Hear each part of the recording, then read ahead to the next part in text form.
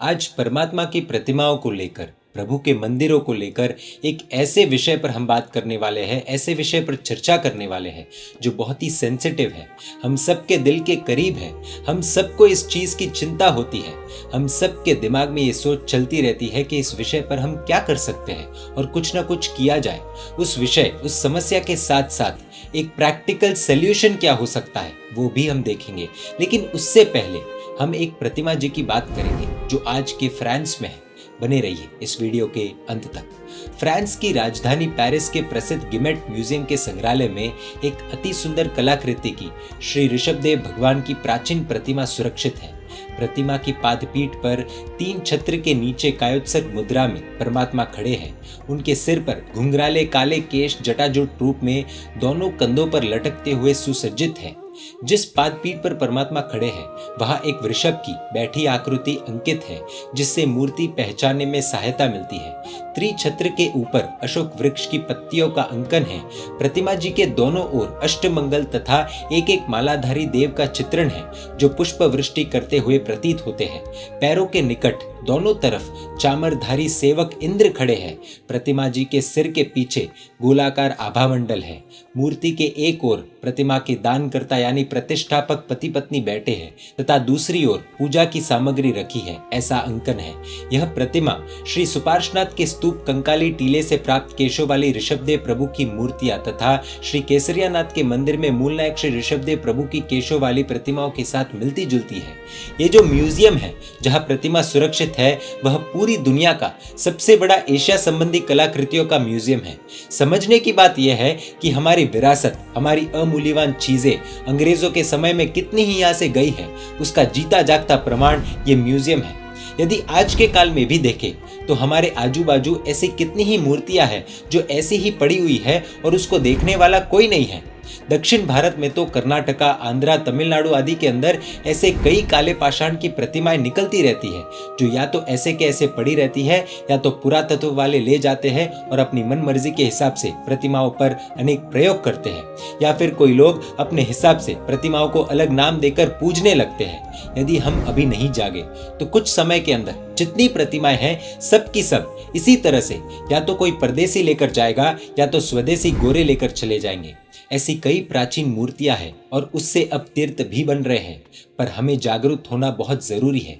विजयवाड़ा के पास एक तीर्थ है जहां पूज्य अजित शेखर सुरेश्वर जी महाराज साहिब के हाथों से प्रतिष्ठा हो चुकी है। वहां ऐसा एक प्राचीन तीर्थ है जिसमें इस तरह की निकली हुई मूर्तियों को विधि पूर्वक स्थापित करके उनकी प्रतिष्ठा की गई है। उस तीर्थ का नाम है आचंटा तीर्थ। समस्या तो हम सबको पता है, लेकिन सल्यूशन क्या? हम सब हमारी भागदौड़ की जिंदगी में लगे हैं। आज के समय में फाइनेंशियल टारगेट्स मीट करना ही बहुत बड़ी समस्या हो चुकी है। इसीलिए वक्त की कमी के कारण लोगों का इतना कंट्रीब्यूशन हम एक्सपेक्ट नहीं कर सकते। इसीलिए इसका एक प्रैक्टिकल सॉल्यूशन ये हो सकता है कि जो सामर्थ्य है, जो पावरफुल है, जैन संघ है, बड़े बड़े व्यक्ति है, जब भी, जहां भी, जिस भी स्थिति में, किसी भी रूप में प्रभु की अगर कोई भी प्रतिमा प्राप्त होती है तब उस प्रतिमा को जल्द से जल्द लीगल एक्सपर्ट्स की मदद से लीगली क्लेम करके किसी तीर्थ में या कोई भी नए मंदिर की प्रतिष्ठा हो रही हो तो वहां पर स्थापित की जा सकती है, जिससे नई प्रतिमाओं के साथ लोग प्राचीन प्रतिमाओं के भी दर्शन पूजा आदि कर पाए। क्योंकि प्राचीन प्रतिमाएं ही, संप्रतिकालीन प्रतिमाएं ही हमारी ऐतिहासिक विरासत है, हमारी ऐतिहासिक धरोहर है, भूतकाल की यादें ताज़ा करने के साधन है। दूसरी दृष्टि से देखा जाए तो आज भी लोग म्यूजियम जाते हैं क्योंकि लोगों को पुरानी चीजें देखने में बहुत मजा आता है। चीजों को देखने में अगर लोगों को इतना आनंद आता है तो ये तो 3 लोक के नाथ परमात्मा की प्रतिमाएं हैं, तो इन्हें देखने के लिए, दर्शन करने के लिए, पूजा करने के लिए लोग क्यों नहीं आएंगे? गुरु भगवंतों के मार्गदर्शन से यदि जैन संघ विचार करके इस दिशा में लीगल एक्सपर्ट्स की राय लेकर आगे बढ़े तो हम हमारी विरासत को बचाने में काफी हद तक कामयाब हो सकते हैं। इसका बहुत ही सुंदर उदाहरण है आचंटा तीर्थ। ये तो हुई बड़े बड़े व्यक्तियों की बात। कई लोग तो ऐसे कार्य ऑलरेडी कर रहे हैं, उनको बहुत बहुत धन्यवाद, उनकी बहुत बहुत अनुमोदना। लेकिन हमारी तरह सामान्य व्यक्ति क्या कर सकते हैं? जिनके रग रग में शासन का खून बहता है, वो क्या कर सकते हैं? हम इतना तो कर सकते हैं कि जब भी हम हमारी फैमिली के साथ घूमने फिरने, पिकनिक, आउटिंग आदि का कोई प्लान करते हैं, तब ट्रैवल लिस्ट में प्राचीन तीर्थों को जोड़ सकते हैं। उदाहरण के लिए यदि 5 दिन का प्लान करते हैं तो उसमें 1 दिन हम तीर्थ भक्ति के लिए दे सकते हैं। उधर उस तीर्थ में जाकर भक्ति के साथ साथ प्रतिमाओं की देखभाल कर सकते हैं। आज हम गूगल मैप्स की मदद लेकर भी प्राचीन तीर्थों की लोकेशन की लिस्ट निकाल सकते हैं। इतना मुश्किल कार्य नहीं है। हमारे तीर्थ ही हमारी असली विरासत है।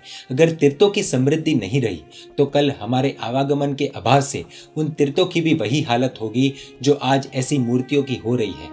और वे तीर्थ निकट के भविष्य में जैन तीर्थ के रूप में नहीं रहेंगे। या तो कोई कब्जा कर लेगा, अतिक्रमण कर लेगा, या फिर नष्ट हो जाएंगे। आप सभी से एक निवेदन है, यदि आप उन प्राचीन तीर्थों की यात्रा करने का संकल्प करते हो, यदि आप उन प्राचीन तीर्थों की यात्रा करते हो और आप अगर वहां पर जाकर फोटोज क्लिक करते हो, तो आप वो फोटोज हमें जैन मीडिया के ईमेल आईडी पर jainmediainfo@gmail.com पर भेज सकते हैं। वो पिक्चर्स जैन मीडिया के सोशल मीडिया प्लेटफॉर्म्स पर डालकर लोगों तक पहुंचाने का हम एक छोटा सा प्रयास करेंगे, जिससे और भी ज्यादा लोग उन तीर्थों के बारे में जान सके, उन तीर्थों की यात्रा कर सके।